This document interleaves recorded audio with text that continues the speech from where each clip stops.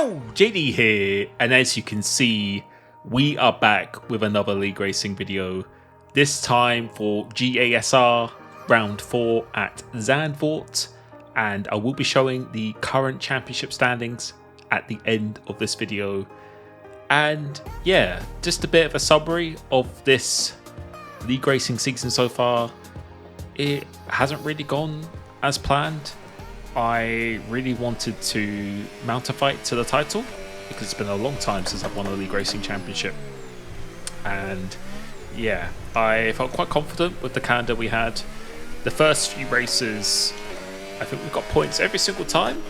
The league is just insanely competitive, and it was very competitive the last couple of seasons as well, but I think this season there has actually been a pretty big step up. A lot of these drivers I think could comfortably be in the likes of PSGL F1 on the PlayStation side, because it's PlayStation only platform.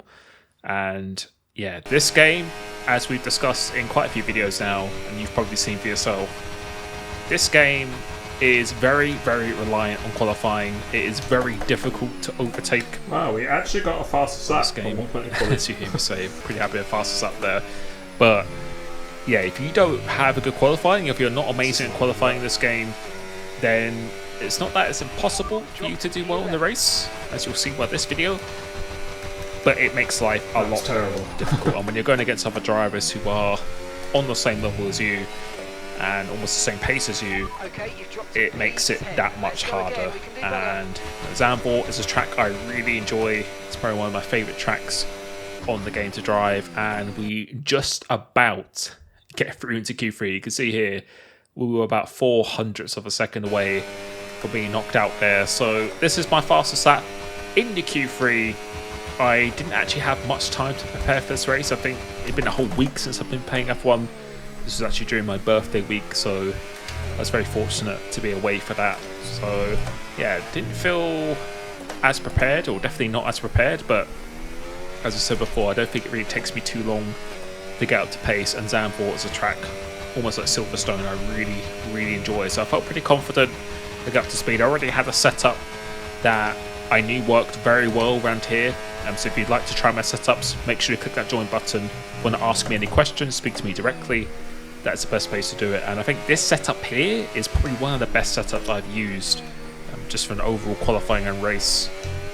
Whoever the hell that was, fucking hell, and yeah, Schumacher didn't really place himself in the best part of the track there, which I think definitely cost me quite a bit of time. I think that cost me probably almost like a tenth, because I couldn't use the full width of the track and then get a good exit as well. So I think this could have been a tenth quicker, and a tenth quicker actually would have been pretty much matching my PB. I've done like a very low 0.2 coming across the line.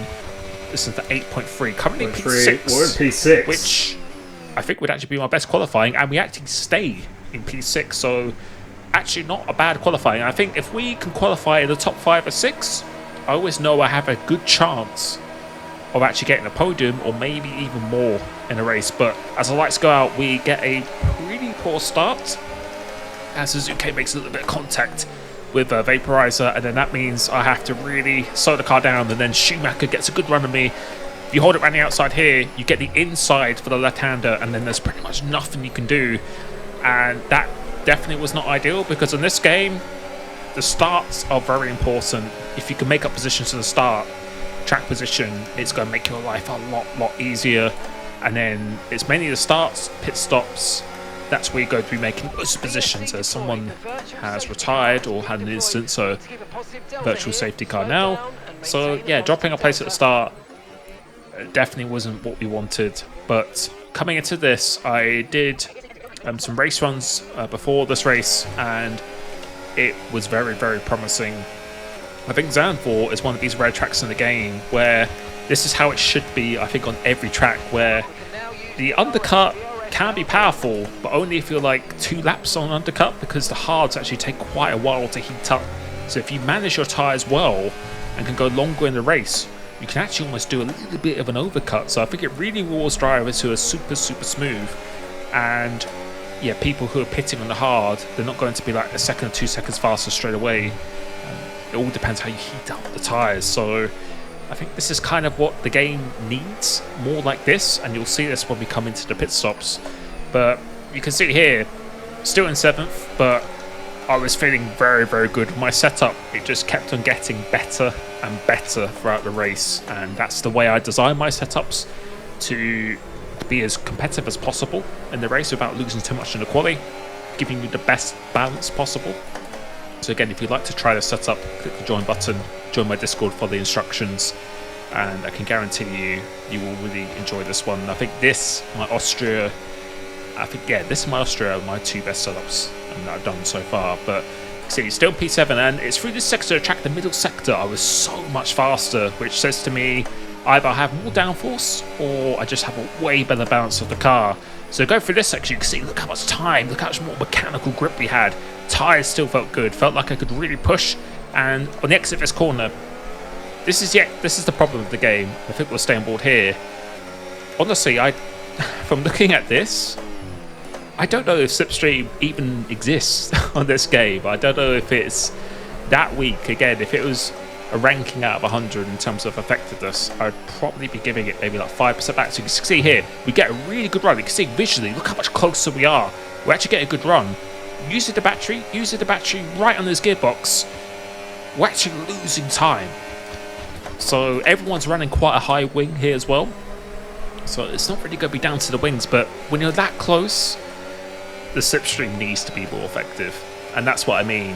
When you're stuck in a DRS train on the same delta tyres, it's actually impossible to overtake. That's the big issue with this game. You either need to have a massive tyre delta or you have a massive pace advantage, but when you're going against drivers who are pretty equal to you in terms of pace, then you're kind of forced to go for a massive tyre delta. So you either go really compromise your race by pitting early, getting track position, and then you go lose out on tyres at the end, or you have to allow yourself to get undercutted massively, but then it's really still hard to overtake, and then the longer you are into the stint, the more the tyres equal out, and you might be very competitive for the first part of your stint, then towards the end of the race you pretty much have no chance to overtake again. So again, I think there's a lot of things that need to change, but you can see here, once we get some clear air, we cruise right to the back of this train, and I think right now I felt like I was the fastest car on track. I think we were the fastest car on track. You can see some people are pitting, so they're struggling quite a bit with the tyres,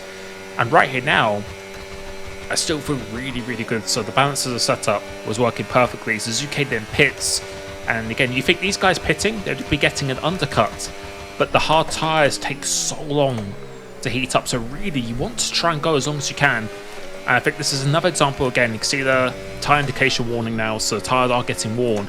We're over a second away from Vaporizer, Zelly, the lead guys, and again, I think this just showcases my pace I had. I felt like I had so much speed in this. I think this is definitely one of my best tracks. But again, I think the setup was working perfectly. Going through this middle sector, this is where I gain all the time. So you can see we're within a second now, and we're going to get even closer. So going through these particular corners, just the mechanical grip I had in the car was just so good. I'm using my battery quite a lot here because I want to try and get as close as I possibly can. Tyres are going orange, but we probably could do another lap. The issue is I've used quite a lot of battery now to get within the DRS of these guys up ahead, and I could either follow them for another lap, but the problem is I'm going to be very low on the battery, and then I won't be able to overtake them, and then we'll just be on the same tyres. So I decide to pit here, just in case I could potentially get an undercut, because the tyres are really going off now from the mediums. So I think this is pretty much the perfect time for me to pit. And apart from the start, that was almost a perfect first stint. But the issue again is, even though you might have a lot more pace than people ahead of you, you can see with the slipstream effect, there was actually, you just can't overtake in this game. That's the big disappointment of this. And see, coming out of pits here now, Suzuki, you see he pitted like a lap before, but we've actually got an overcut on him because the hards take so long to heat up. So we're going to push quite a bit now. So we've got a position on him. So I think right now we're in like a net P5, something like that. And I think Vaporizer pitted steps out. You see Schumacher, likes of Carl and Schumacher pitted super early. And yeah, they got a small undercut, but at the cost of having a much worse tyre delta coming towards the end of the race. So you can see that gap is about 3 and a bit seconds, but they pitted a lot earlier than us, about 3 to 4 laps earlier. and Vaporizer, his tyres are still heating up. He's got no one in front of him, so I thought this would be a good opportunity to actually maybe overtake him. And I wasn't trying to overtake him here, but I think he was really struggling with the battery. You can see his red light is flashing, so it's either he's in none or he's got no battery whatsoever. So we decided to actually just get this position. Now we're up into, I'd say, probably a net P4. Zeddy comes out just ahead of us, and I was so desperate to try and get within his DRS. If we could get within Zeddy's DRS, I felt like even though he had that 2-lap fresher tyres, he's on the controller. The controller has worse tyre wear. We could get in his DRS. I think we actually have a chance of winning this race. Honestly, with the pace we're having and how we're managing the tyres, I think we've got a chance to actually win this race. So I'm trying so hard here to get with his DRS, but Zeddy was actually running really low wings. That's something he likes to do. And you can see we're just a fraction away from getting it. And you can see how much of the gap we've created to the cars behind. Yeah, we were just missing out on that, which was pretty frustrating. If we could have got within the DRS there, that could have almost completely changed the race. But we're still in a really good position because he's got to catch Carl and Schumacher, who have a much worse tyre delta. So even though we're not as DRS now, I think we definitely can be towards the end of the race. You can see here now, Vaporizer very fast on a straight line.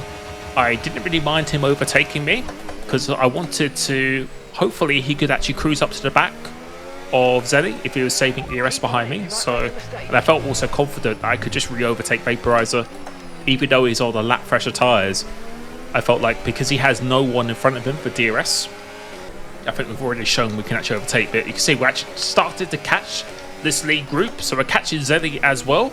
And I thought this is the time to re-overtake Vaporizer, because if he gets to the DRS, as you saw in the first stint, if the car ahead of you has DRS, pretty much no way you could overtake. So you can see he is really struggling with the battery, so going around the outside. This is a crucial move for a race. He tries to squeeze us on the outside, but we get the move done, and he's still trying to get the inside, so we're leaving some room, and now we're up into P4. And this is perfect because Schumacher and Carl ahead of Zeddy, they have much older tyres, so the goal is to get within the DRS at the end of this lap. If we do that and we follow Zeddy, use him as protection for the cars behind as well, I think we've got a really good opportunity to win this race. But Montana is doing the alternate strategy behind. He's the fastest car on track right now. He's a championship leader. He's on some new mediums, so he's going to be very fast. See, we're just a fraction away, so we're using the battery as much as we possibly can. Montana's fastest straight line, but he decides to go down the inside here, pushes me into the gravel. We were only a fraction away from getting Zeddy's DRS. I think if we got through that chicane, we would have actually gotten the DRS of Zeddy going into this last corner. And I'd say that cost me, I think looking back at it, that actually cost me about 1.2 seconds on this lap compared to others. You can see, let's see what we did here. So yeah, about a second, I would say, compared to what we were doing, because we were really pushing as well. And yeah, I will tell you the outcome of that at the end of the race, because there was a stewards after that as well. But you can see that cost me about a second. Now we're in the train, so we could have been about another second up the road. And I think crucially, we would have been the DRS of Zeddy. I think 100%. We could have easily been with DRS, or even if we didn't, we wouldn't have lost a second. But you can see Schumacher really struggling now. We get alongside, and thankfully he doesn't decide to fight this. He has a penalty as well. And yeah, we have about 3 or 4 lap fresher tyres on him. Now we're up onto the lead train, so we're in the net P4. And yeah, you can see Montana still using those mediums very well, but those mediums will start to go off lap upon lap. It's only Zeddy who has fresher hards than me, or Zeddy and Vaporizer. But you can see, trying to mount a challenge maybe on Montana is going to work on this occasion. But right now the pace is looking really good.